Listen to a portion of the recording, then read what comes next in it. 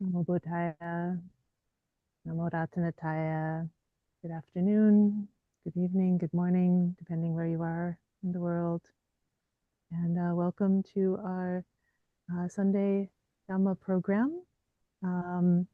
Usually this is our specifically sutta study time, but I think we're going to have a slightly different format according to Ayya Marajina's inspiration. We're delighted to have Ayya Marajina back with us.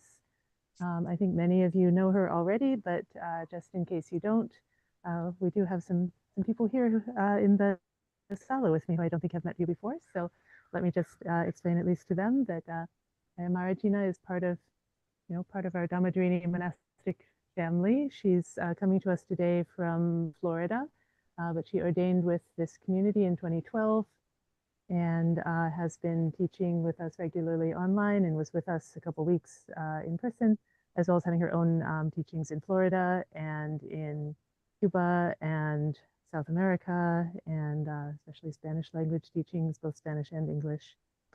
And yeah, we're delighted that she's been able to join us so much and is with us today and is going to lead us in continued contemplation of the Bojjhangas, the 7 awakening factors, as we started on Tuesday, but with her own style of this. So welcoming you, Ayya, very much. Please lead us in the Dhamma.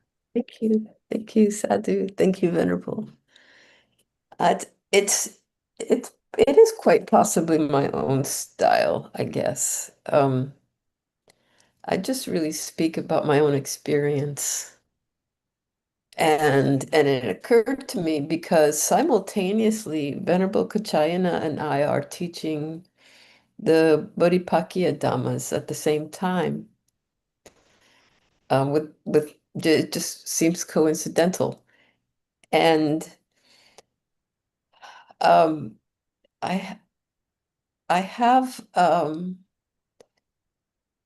a perspective of practice when I bring to everything, because I think that practice is 24/7. And so what I wanted to speak about today for this short time, actually I don't want to take up all the time. I really would love for it to be partial discussion that you can all share your practice as well. So what I wanted to talk about was like what the heart practice is that even brings us to the Sata Bojjhanga or the Bodhipakkhiyā Dhammas, the 7 awakening factors, or the what the awakening factors. What is that? So Bhikkhu Bodhi has um, sort of illustrated the Noble Eightfold Path in two sections, sort of two tiers. And the first one is what brings most of us into the spiritual search. It's how we begin our practice, is what Bhikkhu Bodhi calls like preliminary.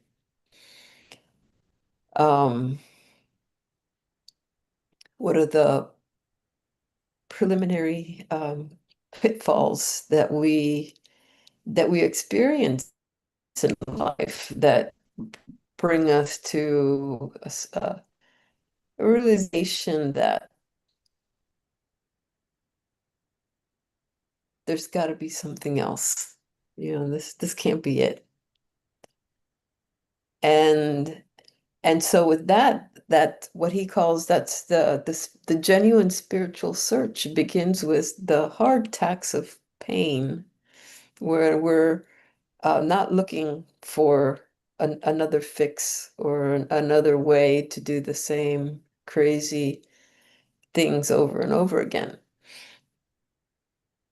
So it occurred to me that to really understand these awakening factors and the entire group of awakening enlightenment mental qualities, is that they it's good to review them and consider them, like objects for memory and for contemplation. They just arise on their own the more that we progress on this path, the more that our sila is purified and our right effort is um, given attention and time to develop. But we can get into this thing about mental proliferation or papañca when we're studying these and when we're studying anything, because we're just conceptualizing, because it goes through the filters of our perception. We don't um, we don't have a framework for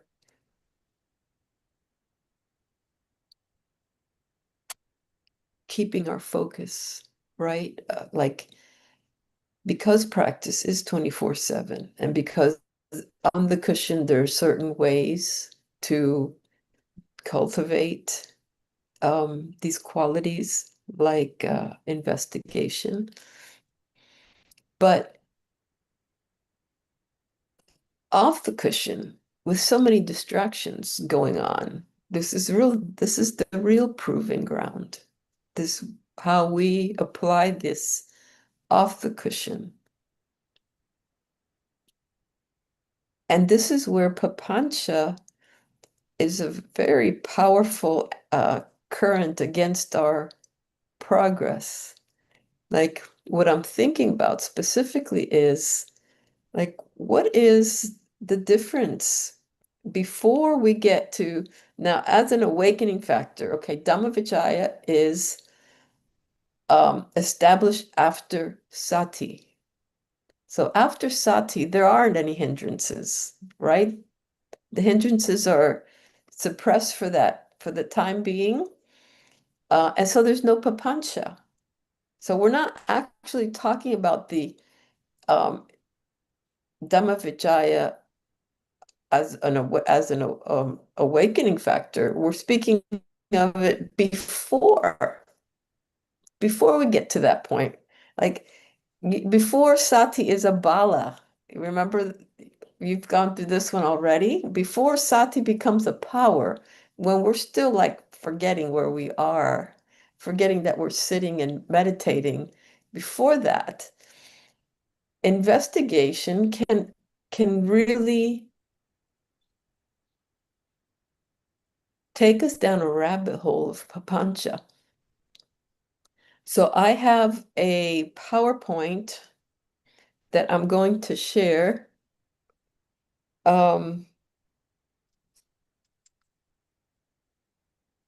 Share. No, that's not it.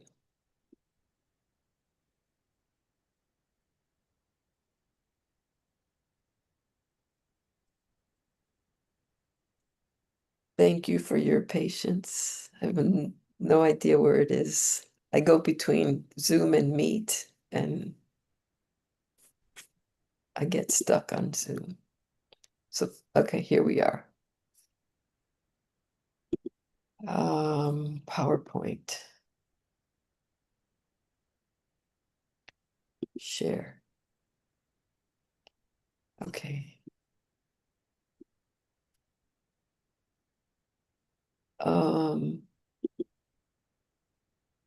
So notice these are all verbs. This is the title for the PowerPoint. If it were verbs and nouns, it would be quite a different experience. But I made them all verbs because the nouns lead us to think of something solid, of a solid mental state, called investigation or called papañca. And what we have really is just this is verbs, just this verbing, just this is-ing, constant, fluid, passing experience. So we're constantly balancing, discerning. We're constantly doing this. It's not just a once and done sort of a deal. It's, this is the right effort. This is the proving ground. This is a constant thing. And especially as practitioners that are perfecting sati and investigation, it can lead all over the place. But there is a way to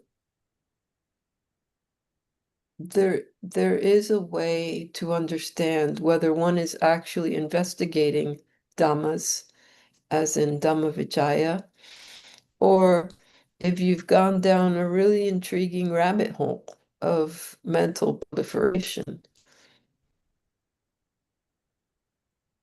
And this is what this PowerPoint is about, to help distinguish before we get to sati, while we're cultivating these qualities, how to tell the difference.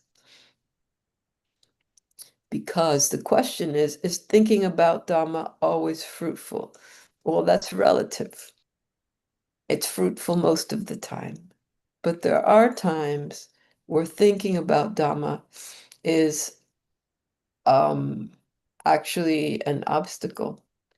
It's when we have collected our Dharma shelf, what I call our Dharma attic. We just keep collecting information, and we keep collecting knowledge and teachers and retreats and books and podcasts. And we haven't gotten to the point where we think we can begin. So in that context, I mean, some of the great forest teachers said that their best students were illiterate, that they just followed the instruction. They wouldn't have these problems that we have in the West about even the mental proliferation disguising itself as Dhamma Vicaya. But investigation is cool. It's steady. It's focused. And it's focused on liberation. It moves toward liberation. Whereas papañca, mental proliferation, is like many, many rivulets, and puddles, It doesn't have to be unpleasant. Papañca can be extremely pleasant, lots of fun, but not really as what could be characterized as a steady current toward release, right? So investigation stays close to the direct experience, and it's business. It sees phenomena through the three characteristics, or in terms of the three characteristics: impermanence, anicca, suffering, or dissatisfaction, dukkha, or not self, anatta, no agent. Whereas papañca will go like, what's wrong with me? What's wrong? Why is this happening? Investigation looks at just the dhammas, and the dhammas with a little d, not a capital D, which is the teaching or reality. Dhammas with a little d is things, just things. THINGS, basically. So Dhamma Vicaya is just looking at the bare dhammas, whereas papañca is creating that story that we tell ourselves, the reasoning, the explanation, the blame.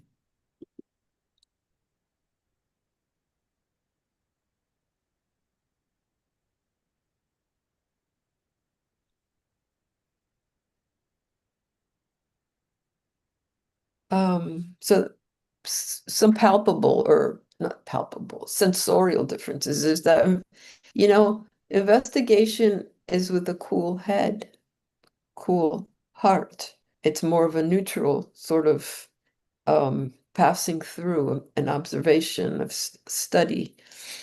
And there's at least some clarity. So even when the object is painful, a painful memory, a painful physical sensation, the heart is present and more honest. So there's not that tendency toward the second arrow, which is like sooner or later you're doing all you think you're investigating, but something will just, hit that spot where things get heated. Where this is, whatever arises, there's a conflict with it. And that leads to agitation, or the imagination starts running, discursiveness, wishing, blaming, anxiety, resentment, fascination. I mean, these things do not have to be negative. They're all dukkha in the sense that they don't lead us forward toward the goal of liberation, but they can be a very pleasant distraction. But with papañca, the mind becomes more entangled, more identified with me, with an agent. So investigation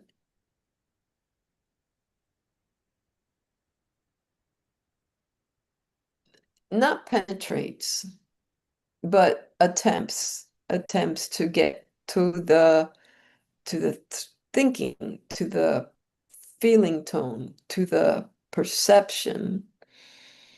It sees whatever is arising, and it stays with that. It stays with the changing nature of that. It doesn't go off into a story about that.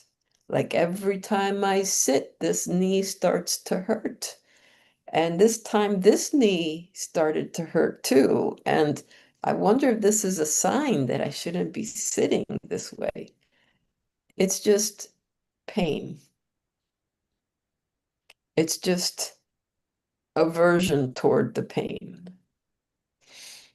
Or whatever it is. Dhammavicaya can observe the changing nature of what's arising. And we're talking about off the cushion, when we're having when we're in a meeting and the topic changes to something that is a trigger for you, what we call a trigger, something that gets your thinking going, your heart rate going up or something like that. And you notice these things. This is feeling. This feeling is not a good feeling. This is dukkha. This is dukkha, physical dukkha, and this is why it's happening. And then label it, rather than, oh my gosh, there he goes again. He's always on this. Why doesn't he save that for, whatever? It's, you see the difference. It's the storytelling versus just the bare function of what's going on. So as an awakening factor, Dhammavicaya comes after sati.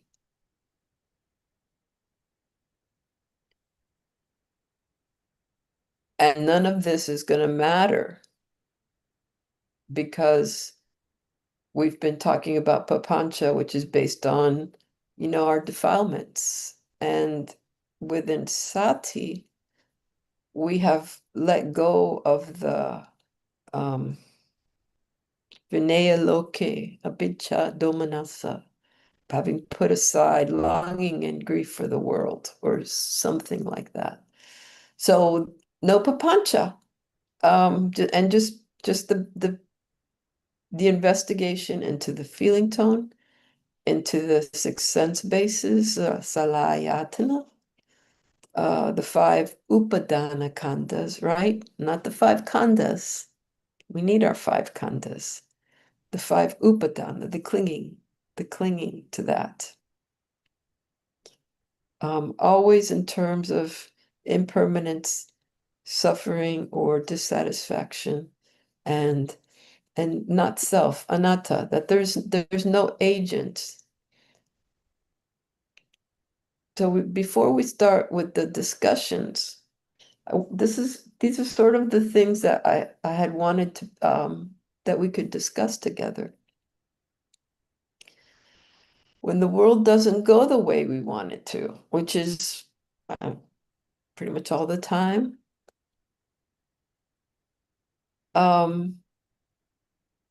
it doesn't go the way we want it to, but it goes the way of causality, without preference and without judgment. And in causality, there's some things that we can work with.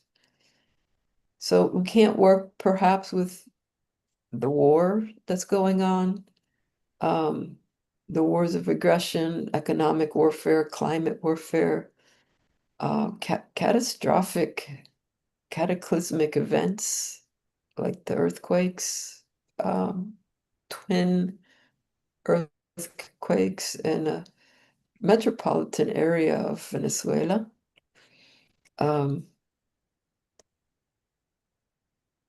Emotional psychological warfare from capitalist interests, the effects of these in our mind stream, rather than being carried away with any of this. Investigation can help us observe that mental state, know that painful feeling is present, know aversion is present, grief comes up a lot with climate issues, desire for control, how we would do things differently, desire for control is present, but also, compassion is present. Joy is present sometimes too, right? All of this is changing constantly. None is a self. There's no self to any of this. A self meaning there's an agent that is in control of what arises or even how it's perceived. We're not even in control of how to perceive until we start really to practice with sati, which is the beginning of this. Well, I hope that you all saw that PowerPoint because I couldn't see anybody while I was sharing it. And it's probably like really late to, okay, because it's like really late to ask. I would have let you know if we couldn't see it. Thank you. So with that said, does everybody understand the difference between, I'm not speaking on the enlightenment factor level of investigation of Dhamma Vijaya, but as we work with it throughout the day, in our day-to-day, do we understand the difference of what is investigating and when does that become papañca?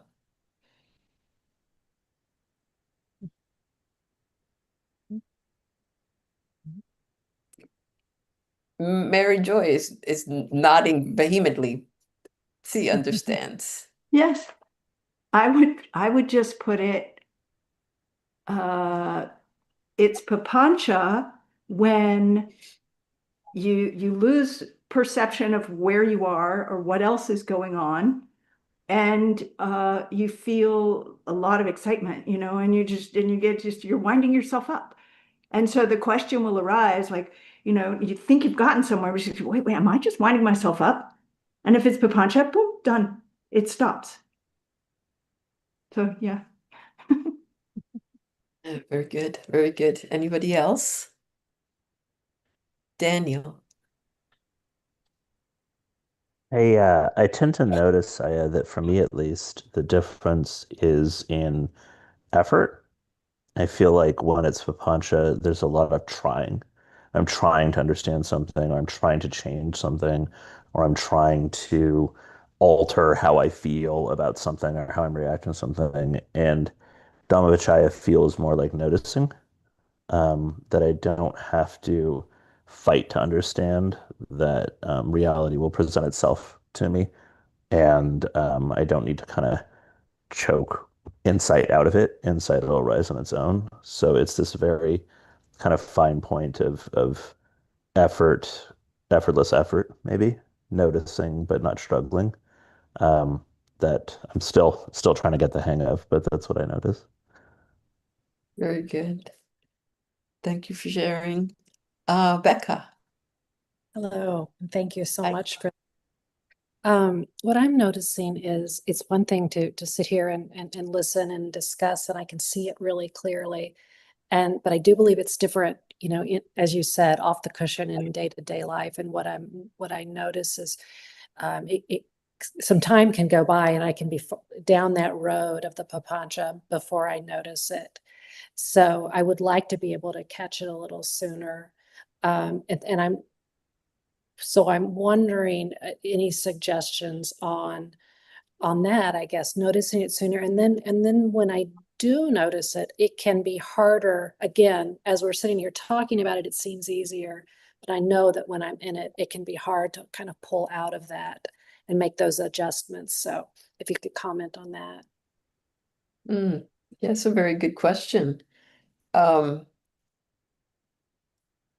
So before sati is established, what occurs is basically we live in a world of mental proliferation.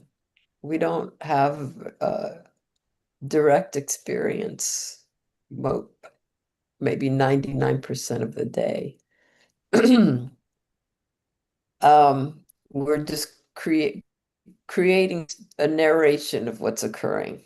So maybe you can think about this and know, like, when you catch yourself narrating what just happened, and it's like, why am I narrating what just happened? I mean, I was just there. Why is this? So to notice that is gradual. It's part of the gradual training. And one thing that can be quite effective is to notice your attention span. How long is your attention span? I've been told that and I've read, our attention spans are getting shorter and shorter and shorter. So one of the preliminary things is to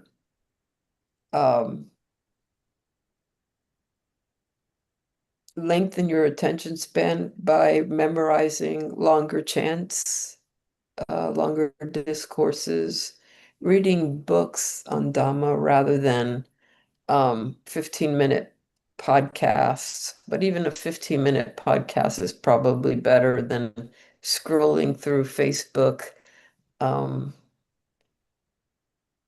So that would be preliminary, just stretching that attention span. And also, like, there are these tools that help one remember, bring one back to the present.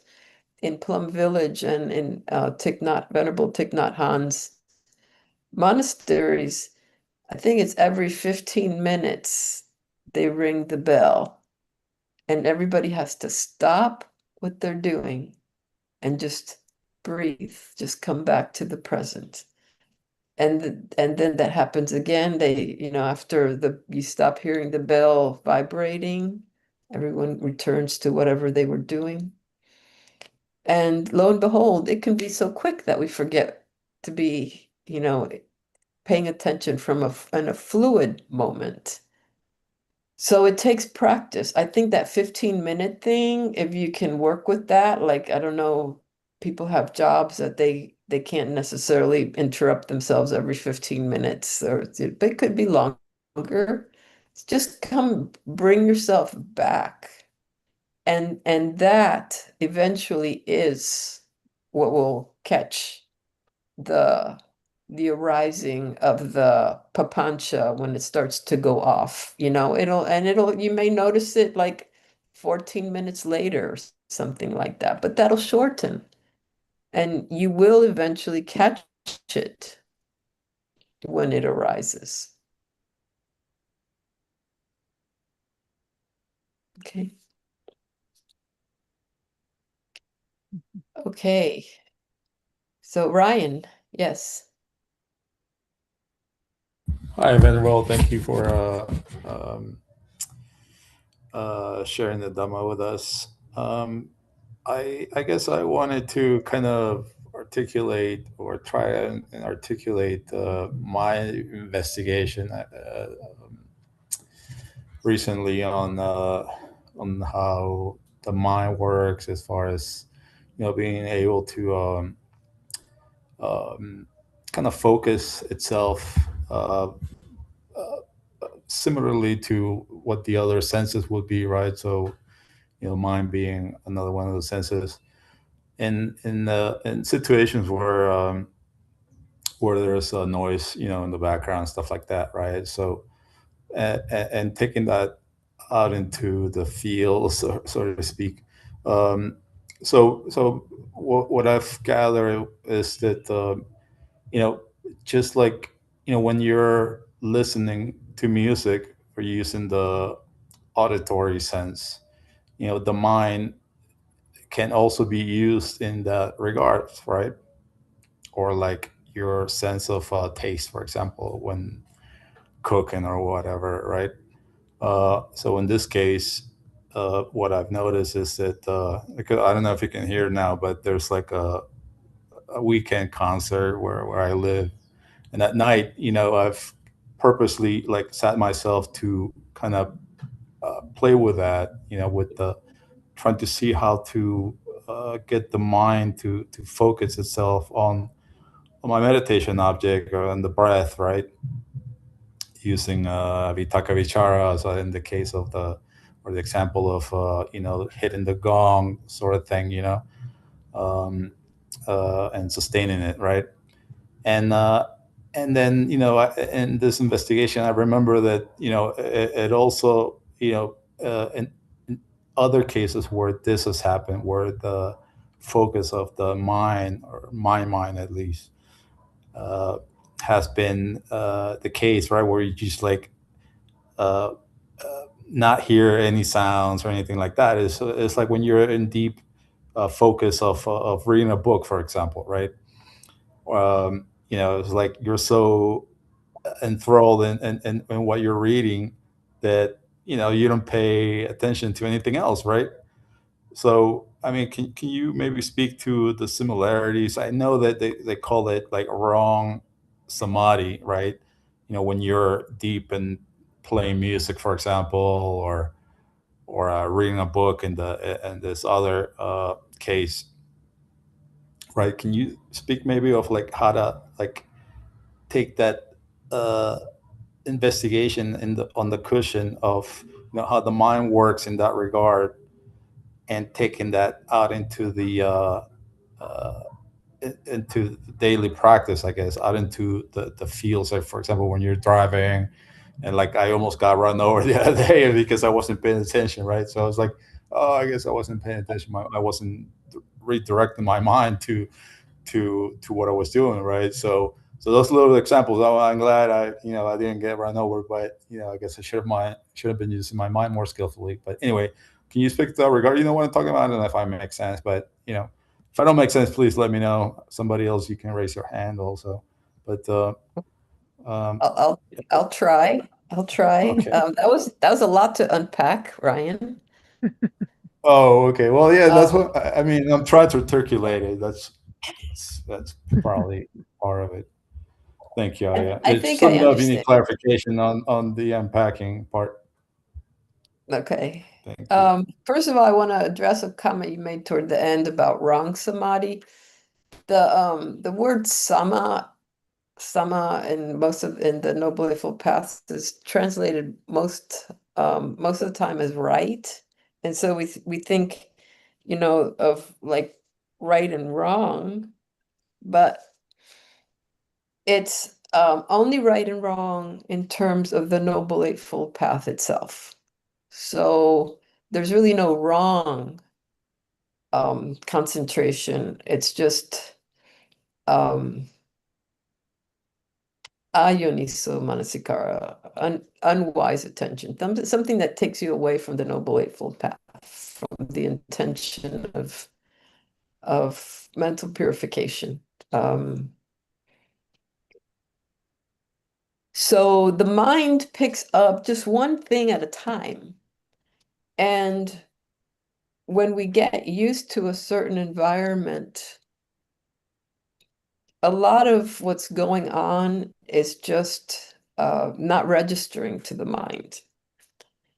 We tend to focus on pleasant and unpleasant. A lot of the times things are just neutral. And it's not that it's not that we don't know that there's, dog barking. It's that we're, like you mentioned the word enthralled. I'd use the word engrossed in a novel or something like that. And so you don't hear the dog barking. The mind hears it. The ear door heard it, recognized it, and just kept going. And it happened so quickly that you didn't notice. So these things aren't that they're not noticed, is that they don't register strongly enough to be to take one's attention out of what you're doing and put it on something else that's occurring. It's just one thing at a time. And I wonder if I need to acknowledge Dhamma Dharini, or if that's just a question. Is there a fire? No, not a fire. Just putting hand up, getting in line for a question. One of the people in the sala here would like to ask something. Oh, when okay. It's their turn. Okay. Thank you, Venerable. So we train, and I used just the example, I don't know if you used it also, of the dog barking. I have this thing where hearing is very sensitive, and noises can be very unpleasant. And long time ago, as a layperson, I found these two dogs on the side of the road. I lived out in the sticks, the proverbial sticks, rural off-grid, surrounded by other farms. So I knew somebody dropped them off, and I felt really bad for them. And I took them back home, and I put them in my vegetable garden because it was the only place that was fenced where my other dogs wouldn't be able to harm them.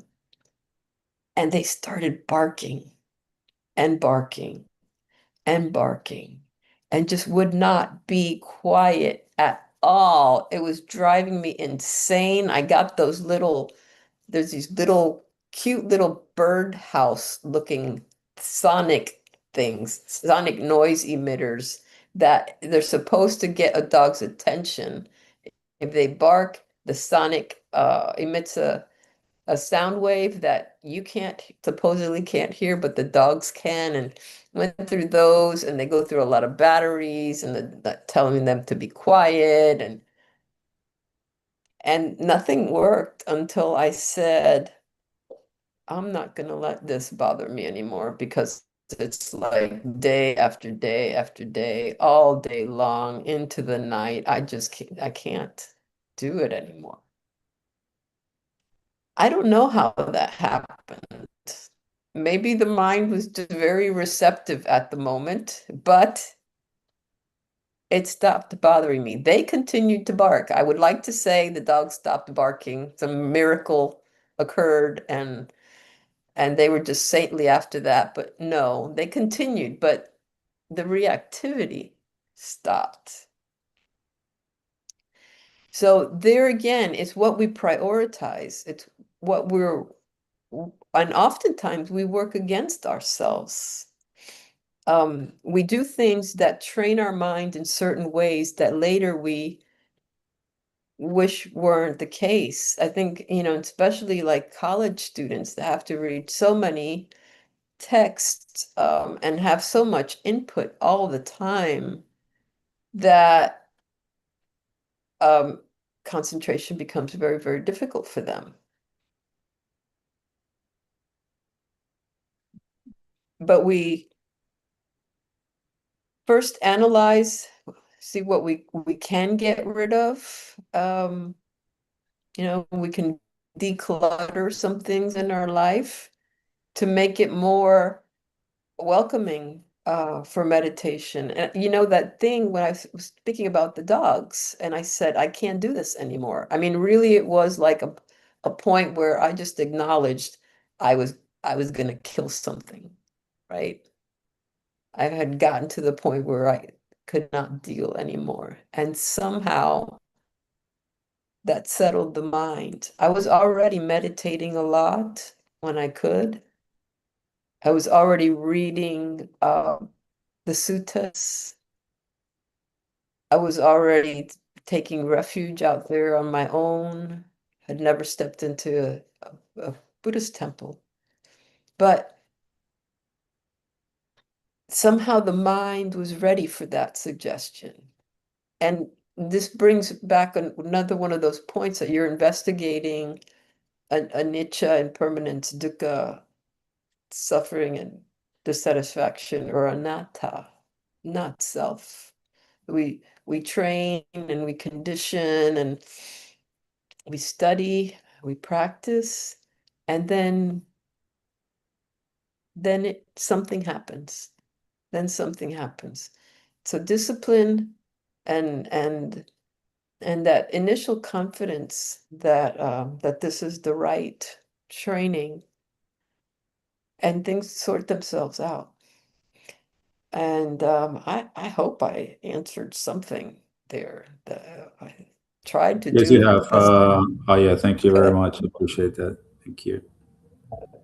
I Okay. am totally confident, by And the way. then, oh, good. Sadhu. Yes. Daniel, you wanted to say something? Yes, I wanted to ask something if I could. When I am able to catch papañca right at the beginning, I'm usually able to establish mindfulness and it pleasantly fades. But the majority of the time, let's be honest, I don't. And I notice it's been going on for a bit. And then it becomes really, really hard to get ahead of.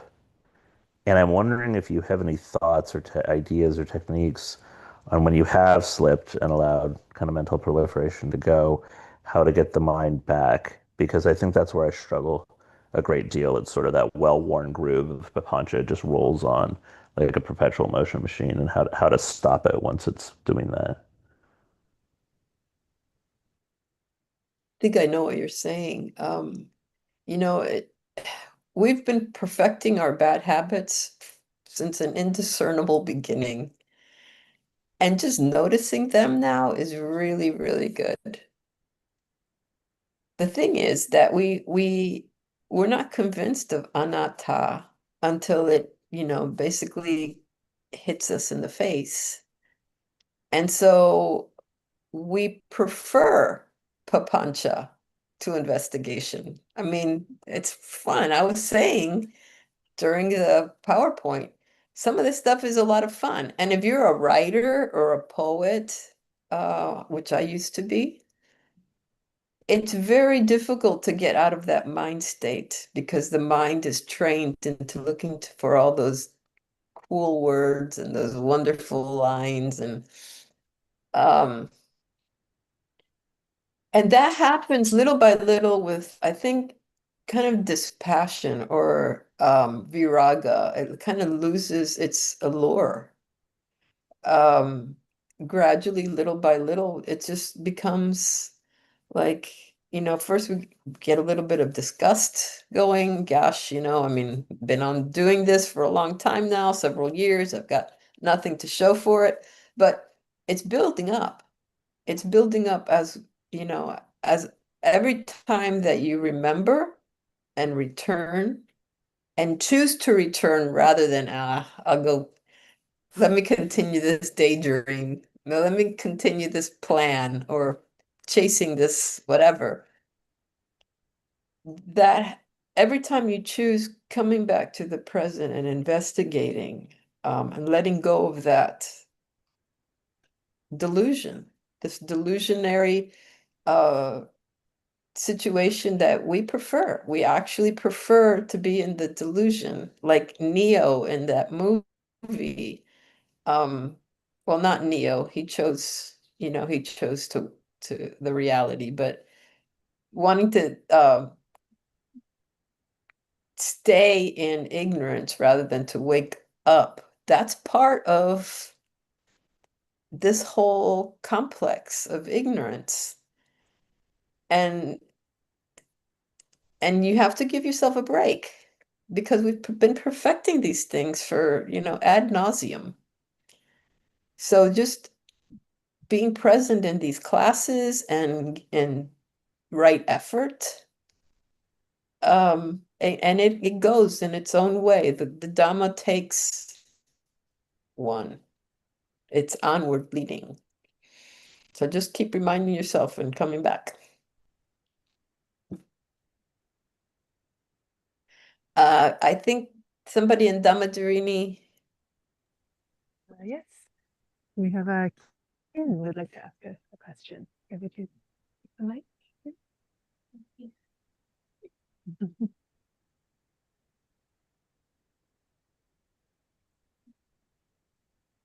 Hi, Shane. Can you hear me? Yes. Hello. Yes. My name is Ken, and I really appreciate today's teaching, especially the last slide from the teaching, because I have been just concentrating on like individual level of the practice, but the last slide really opened my eyes when you taught that in systemic level. I feel like that teaching speak directly to me because a lot of my work is about human rights and social justice and oppressions. I come from Burma, and I'm deeply involved in that political transitioning situation. So I would like to really learn from you today, since I have this great opportunity. I'm even wonder sometime, is it even possible for me to continue this kind of social justice work, because there are so much suffering in itself, no matter how much you try to be mindful. Or, I grew up in this teaching tradition, meditation. I also practice regularly, but stay a lot of arrows that, I try to kind of lessen, but it's very, very challenging.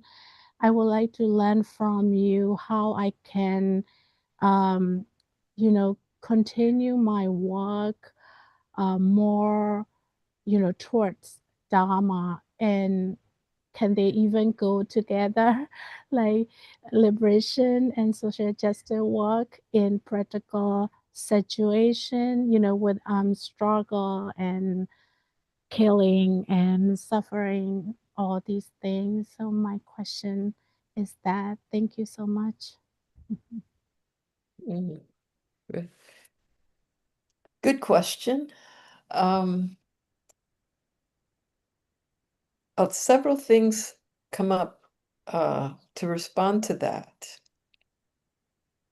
Firstly, there tends to be a lot of anger in some social justice movements.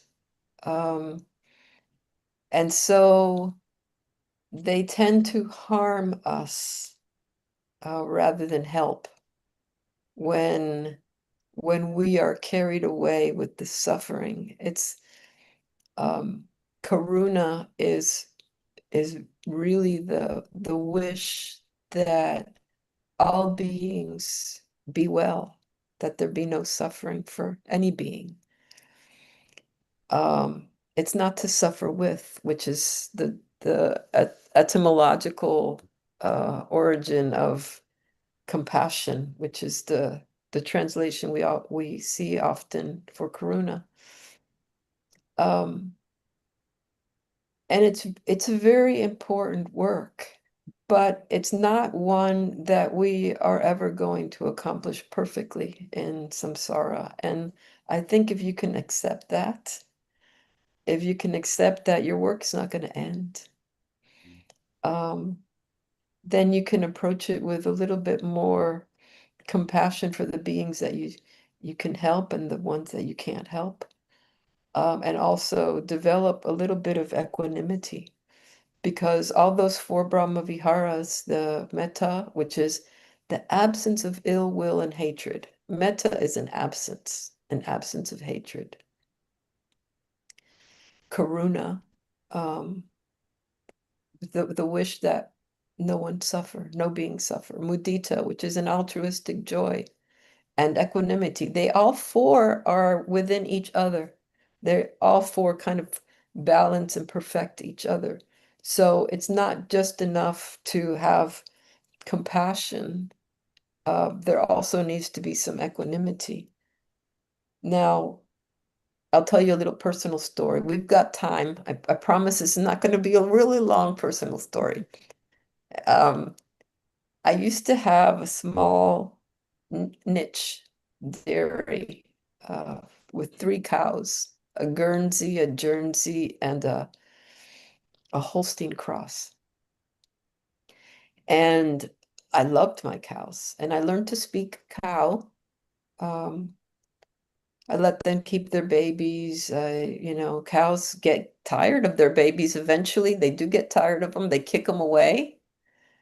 But it's a long time. It's like can be 11, 12 months, year and a half down the road. But anyway, because I love them so much, and I learned to understand them as they're grieving, their anger, their happiness, that it broke my heart every time I saw a trailer full of baby cows going to auction. These were like the big dairies with all the baby cows that were born that day would be rounded up and, at a day old, maybe some colostrum, maybe not, would just be shipped off. It would break my heart. I mean, actually just break my heart. I would just start crying. And then it's not feasible to be on the road crying, sobbing every time one of those trailers passes by, because living in the country, there's a lot of dairies and there's a lot of beef ranches where these things happen for the babies there as well, a little later at 6 months. So what helped me, yes, there is a point. What helped me is that I realized that all beings are heirs to their karma. We all experience the consequences of our actions, all of us. And those beings also had created those causes and conditions to be experiencing what they experienced. So I met that with that knowing that were it not possible for them to suffer that way, they would not suffer that way. And also with the joy that I had found the Noble Eightfold Path, and that I would do what I could to spread the word that these cows have feeling, perception, they pay attention, they're smart, they love, they grieve. So that's my public service announcement for that. But developing equanimity and knowing that your work here in samsara is just for, we have this small window of opportunity to be of service to others, to help others. We're spreading our seeds of compassion and knowledge and joy. And we do the best we can. You know, it's good enough to be a good human being, to keep our precepts, to help where we can, but to understand that that sort of work is a perpetual thing. And that peace that you look for is now, is here, is now. It's not when your work is finished or if you can save something or change something. You have to have that peace now. And you can feel it. You can do that. You can focus on that. You can change your perception to be peaceful in the knowledge that you're doing what you can. That's, I think, is that helpful? Is that something Yes, thank you. Thank you so much. Okay, good. Cove?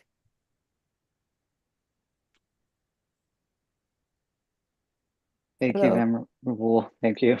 Nice to see you. You too. While we were discussing the pancha, I sort of realized that when papañca is present, there's like a total lack of transitions. It's like cutting into one thought after another, and it's almost exactly like you're in a group conversation of people like talking over each other, and you're like, where did that thought come from? Where did that thought come from? It just, and then there's also like a spatial component,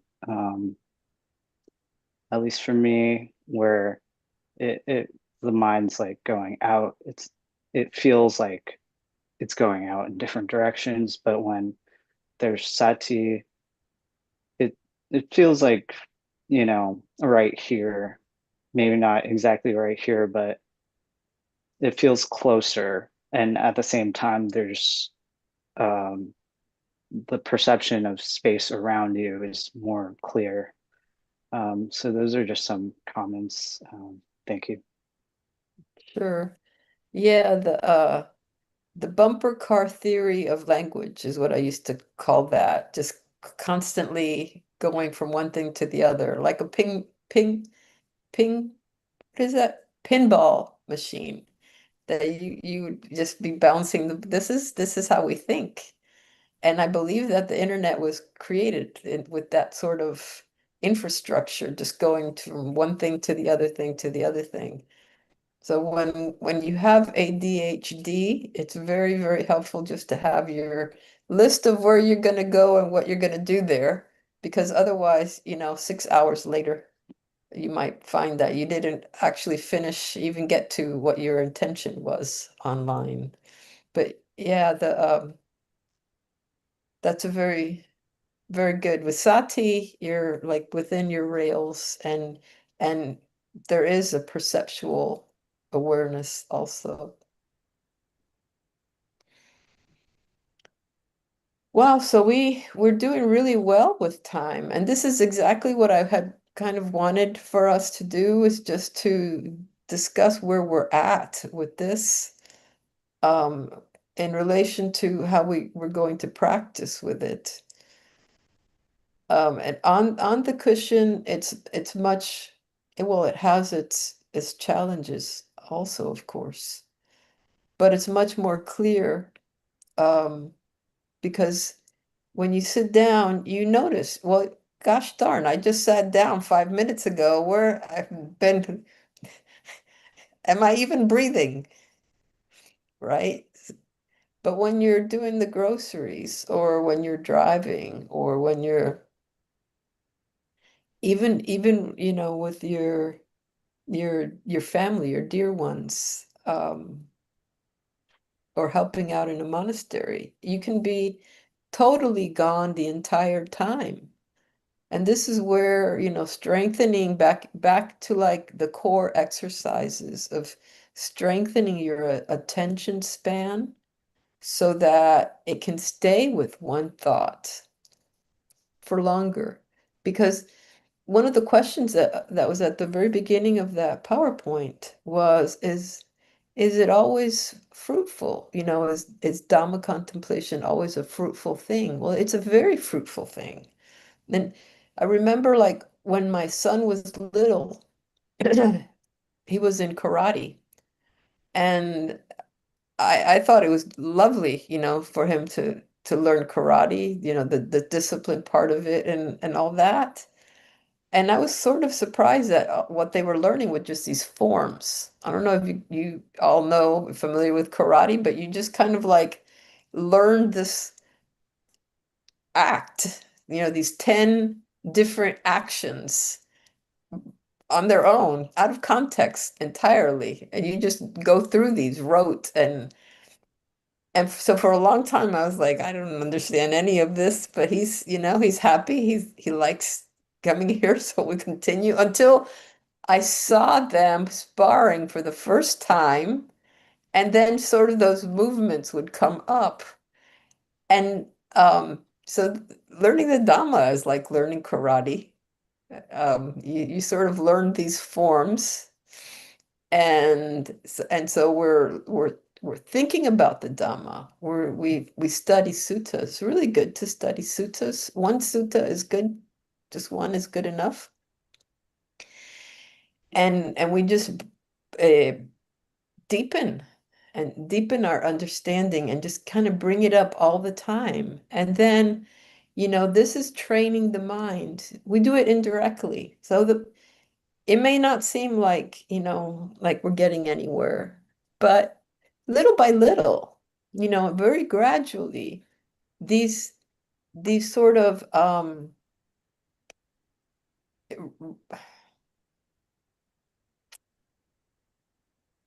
when I was a child, there was a rope on a tree, and the kids would run, grab the rope, and swing over the water and let go of the rope right in the perfect spot of that lake, which probably had some alligators in it. So these thoughts are kind of like that rope, right? So we're investigating, and these thoughts, these Dhamma thoughts that we're investigating, are kind of like this rope. And I think it's either in the Visuddhimagga or in the Manual of Insight by the Venerable Mahasi Sayadaw, or perhaps both.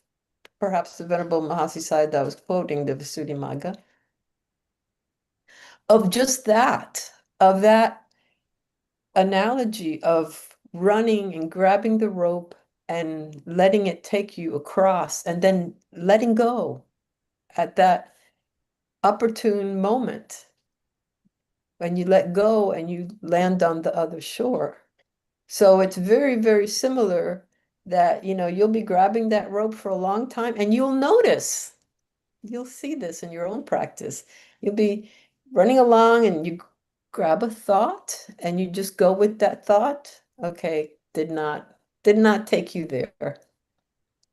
So, but another one will come.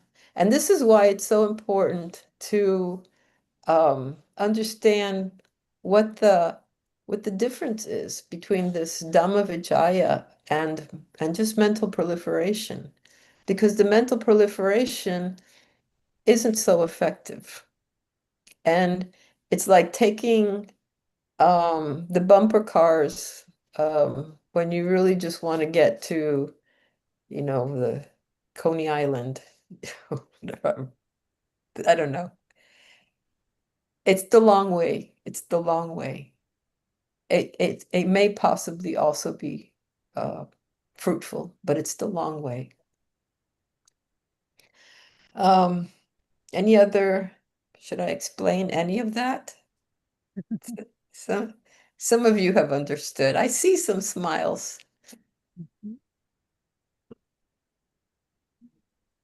Had a comment? Sure.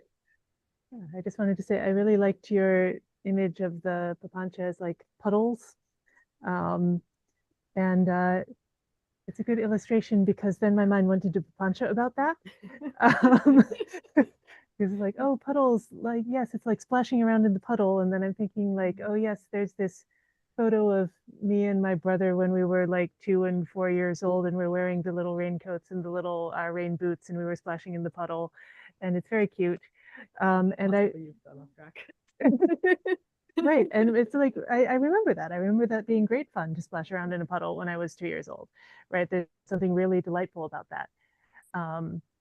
And then, then the mind continues. It's like, oh, but then you get cold and wet and muddy, and then your mom has to like clean you up and warm you up and give you a cup of cocoa, and then it's like that book that where if you give the mouse a cookie, then the gonna ask for a glass of milk, and so and then there's also the part of like, oh, this is Dhamma that I'm thinking about right now, because I'm illustrating a point about Dhamma, and then I can use it for teaching, and and just so the mind can get into this. It's like, oh yes, I'm seeing something true about the Dhamma and the way the mind works, and let me splash around a little more and enjoy that thought and think that it could be helpful to somebody else.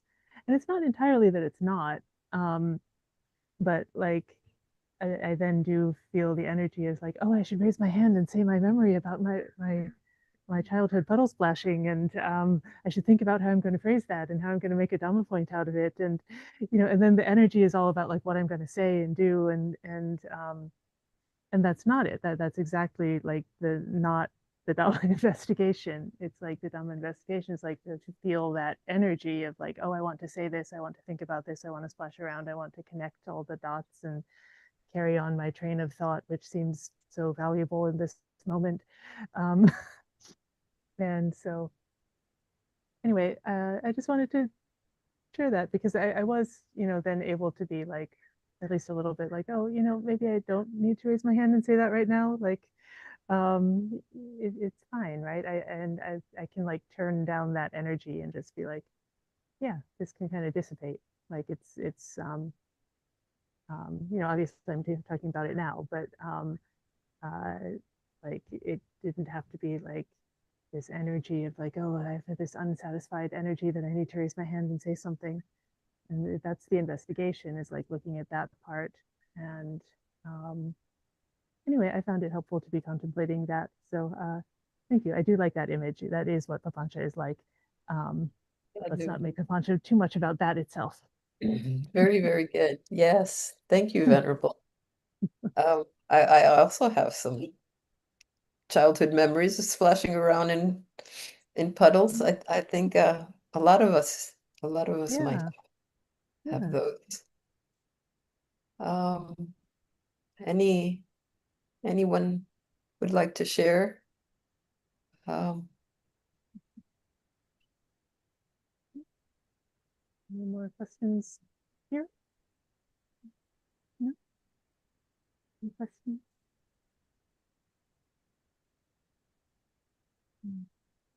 I think also to bring this kind of full circle, what we're, all of these our Sunday gatherings and classes, or our what we do during the week, it's all connected. It's all part of our whole practice. We're not compartmentalizing. And there's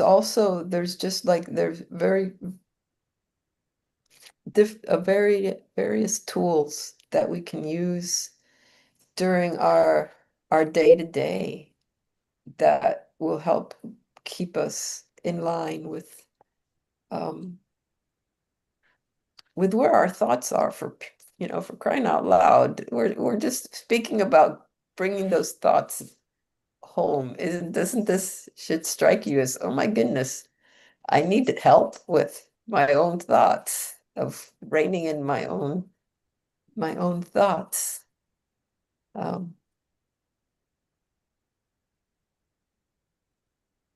So let's just bring it all then back to our day-to-day practice, and how to keep ourselves from losing the entire day. I got over COVID about 4 weeks ago now, and I slept through the entire thing, and it was really difficult. Just that short 5 days of COVID of sleeping, how easily the mind is trained toward what we don't want.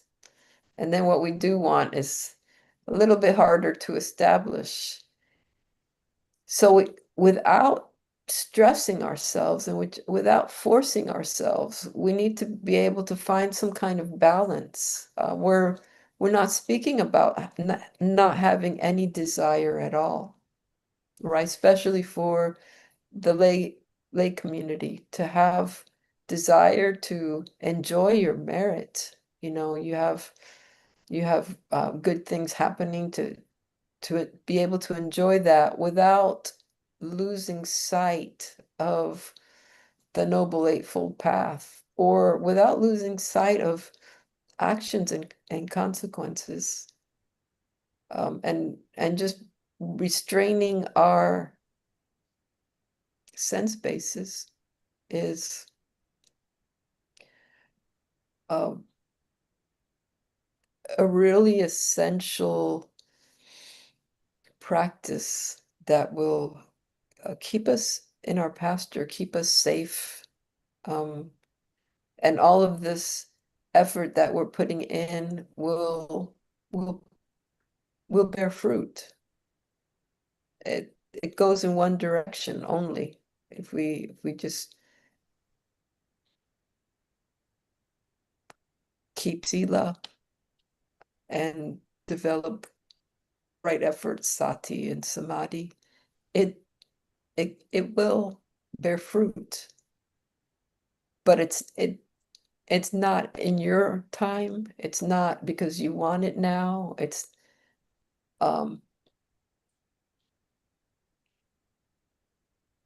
it happens on its own. Anatta. Ryan, can I answer a question for you? You would like to share something with the group? I would like to share something. Yes, thank you, Ayya. Well, the thought came up in my mind about when you were speaking about the whole proliferation of thoughts and stuff. And I guess I want your advice on whether if it's an effective way to categorize, what papañca is and what is not, based on how the mind is proliferating based on the five hindrances, right? So in order to kind of distinguish that proliferation into those five areas, to get a better understanding of what's going on in our minds, and how to, and maybe like a side question, I mean, because I see this whole practice of studying the mind, one as of mind management, also mind management of um, uh, unwholesome thoughts versus wholesome thoughts, right? Turning unskillful thoughts into skillful thoughts.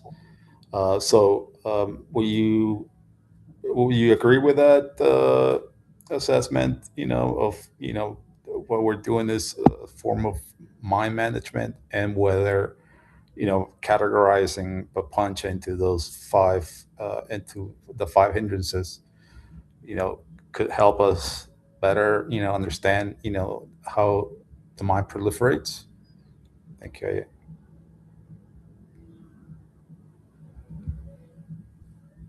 Um,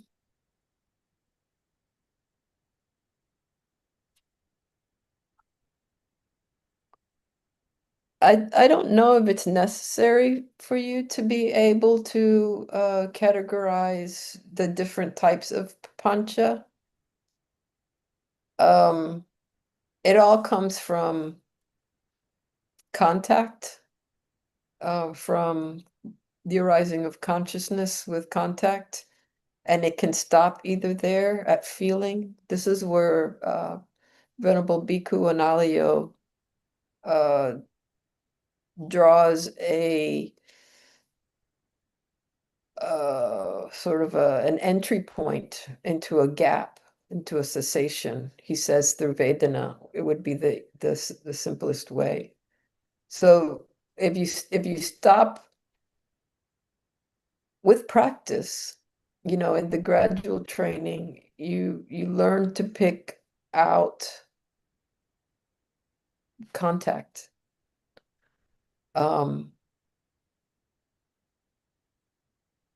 Or the following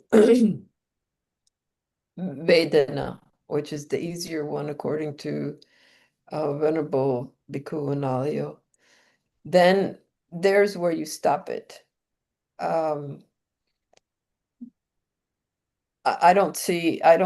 Maybe I'm not understanding the need to categorize it into the terms of the hindrances.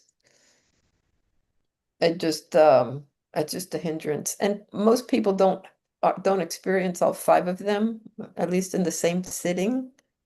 We usually have 2 of them, we work with 2 of them. And when one is not operative, then the other one is operative. When greed is not operative, then hatefulness is operative, or aversion. When aversion's not around, then it seems like greed takes over. So we're not usually working with all 5 of them. Did I understand your question?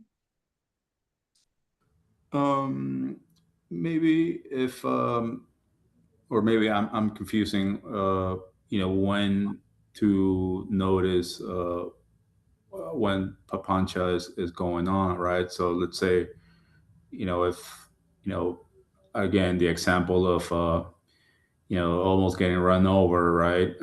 I'm like, okay, well, this guy, he's such a imbecile, he should have been more careful, etc. And then I mean, my mind will go off into this just proliferation of thoughts, negative thoughts, and unwholesome thoughts about why people are the way they are, for example, right? Not that I was doing that, but let's say that right, that's papañca. That's papañca, yeah. Right? So yeah. And then when do we notice, I mean, the 5 hindrances in action? Because that will be some type of aversion, right? What if I had done that, for example? I mean, right, but that's happening in real time, during a daily activity, for example, let's say, right? As opposed to just only on the cushion, right? So when do I investigate the papañca? Okay, well, I think I understand a little bit better. Yeah, it's the practice is 24/7. I mean, look at all the time that you lose if you're just gonna sit on the cushion for an hour. So it's good to observe what's arising before papañca. Perhaps the physical reaction, that you say you almost got run over. Well, that may have been some fear, triggering unpleasant Vedana. And so unpleasant Vedana triggers this whole constellation of mental factors that may seem like protective, and that in that situation, it seems like, you weren't in danger anymore. It was like a shock. You almost got, but you were okay. But still, the body is reacting. We're these biological creatures. We're very, very similar to, not much difference between animals and humans. We share a lot of mental qualities with animals. And part of what the Buddha was showing us was the perfection of humanity, of just, being not just a good person, which is what we are striving for, but also to help others, and all these other qualities. So just to be a good a good human being. Can you hear my pet rooster? Yes. Okay, that's not mine, but it's a neighbor's. I live in this part of the Peruvian jungle. Oh, you're in Peru. Yes, yes. I'll turn my mic off. Oh, well, Sorry. that's okay. So it's good to recognize what these hindrances are, get familiar with what the hindrances are that keep coming up, and but catch it before. I mean, if you can catch it before you react, even if, papañca has gone on for 5, 10, 15, 30 minutes, half a day, at least you don't react. You're training the mind anyway. You're still like feeding the mind the very same qualities you're trying to purify it of, right? You're feeding it aversion when we're trying to purify aversion. But you can catch these at Vedana before you even get to papañca. Papañca becomes more trickier with thoughts, with the mind base, especially like certain professions, certain introverted people have much more mental contact and then get going, and papañca can, fuel for weeks into a novel or something like that.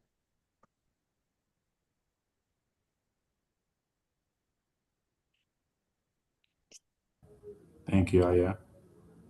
Okay. I'm not sure that I actually got that question completely answered.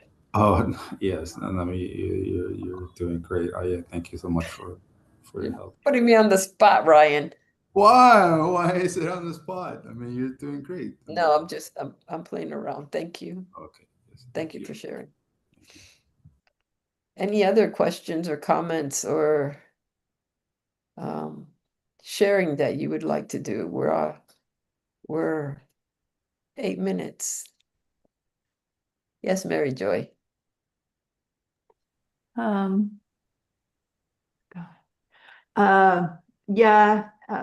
I have a favorite book that I call the papañca book. It's called Concept and Reality. It was by Venerable Nananda, 19. Katakurunde Nyanananda.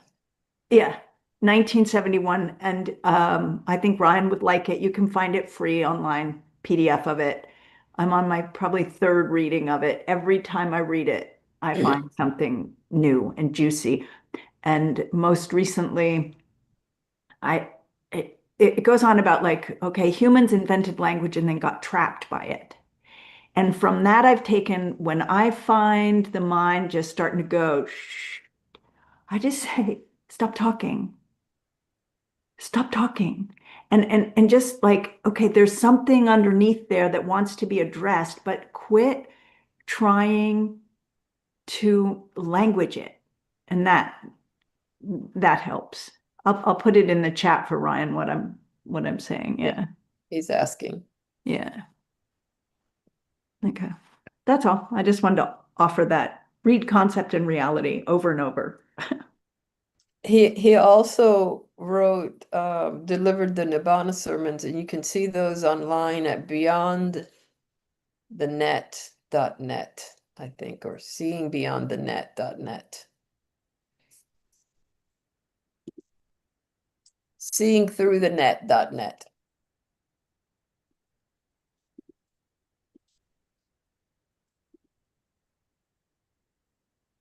Okay, so thank you everyone for your patience and your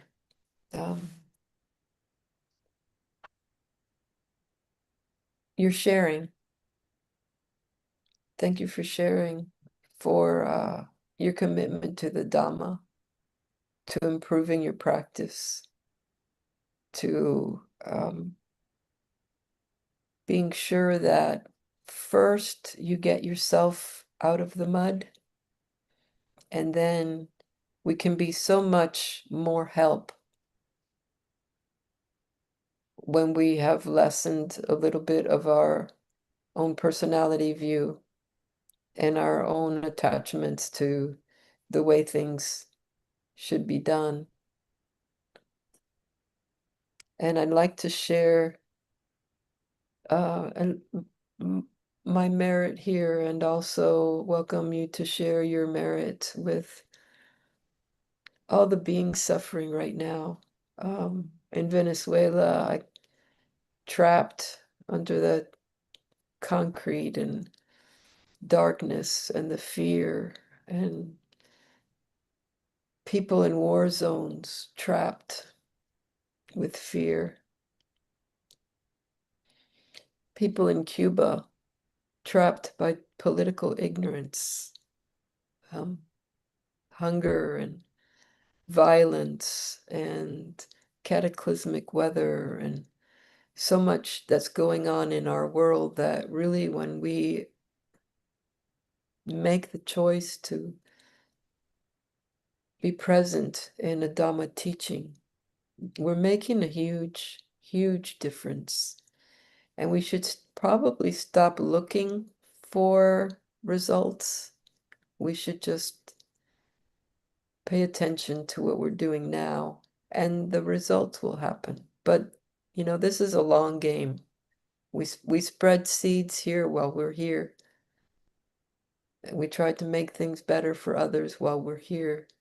We take the opportunity to practice and to realize while we're here.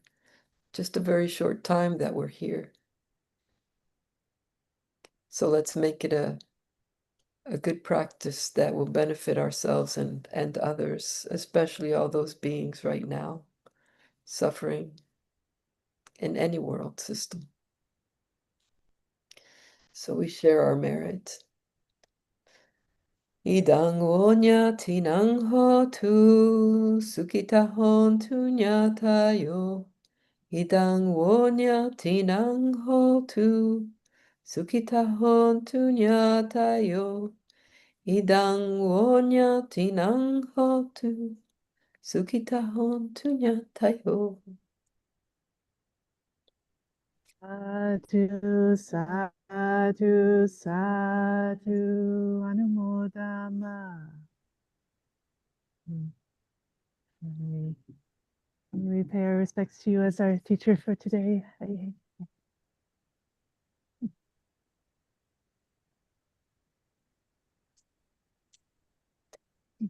May you have every good blessing. May all the devas protect you by the power of the Buddha, Dhamma, and Sangha. May you ever be well. Sadhu, sadhu.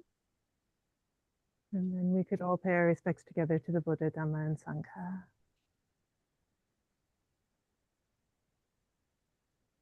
Arahang Samma Sambuddho Bhagava Buddhang Bhagavantang Abhivademi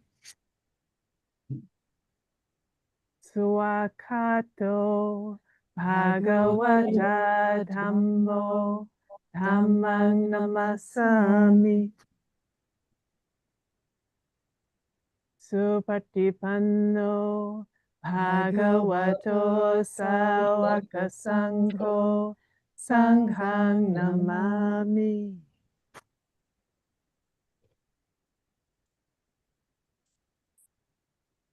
Okay. So thank you, Ayya, and thank you everyone for your patient listening, and hope to see some of you next time. Thank you, Ayya. Thank you, Ayya.